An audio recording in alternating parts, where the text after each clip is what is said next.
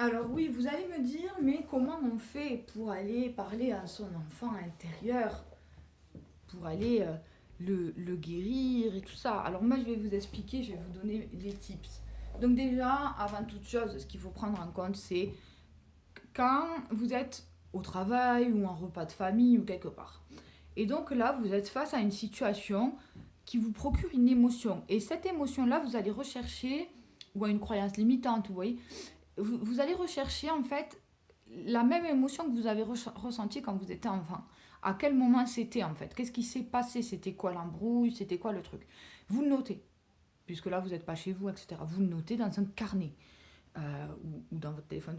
Et en fait, quand vous rentrez chez vous, que vous êtes au calme, ici vous vous calez en méditation, ok? Donc vous vous allongez, vous faites le vide dans votre esprit,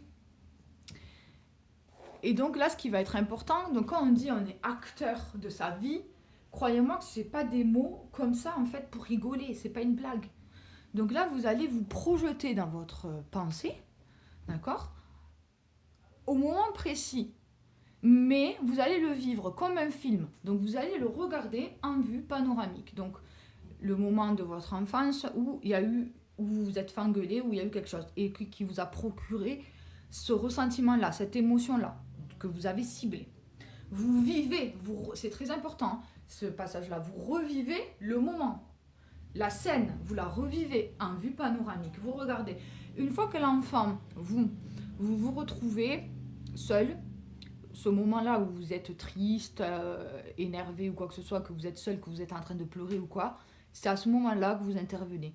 Vous allez vous projetez dans votre pensée comme un film et vous rentrez en scène. Vous vous mettez à côté de vous-même, de l'enfant, et vous lui parlez, vous lui dites des choses, ne t'inquiète pas, vous lui dites c'est pas vrai, c'est pas comme ça, enfin vous lui dites selon la situation, hein, vous adaptez, vous la rassurez, vous pouvez même lui faire un câlin, vous pouvez, voilà. Et en fait, et ça vous le faites régulièrement au quotidien pour voilà toutes les choses que vous pensez qui vous ramènent comme ça à des choses émotionnelles de votre enfance qui peuvent éventuellement aujourd'hui, en tant qu'adulte, vous créer des blocages, des croyances limitantes, etc. C'est juste comme ça qu'on fait et c'est tout. Et vous verrez, c'est magique.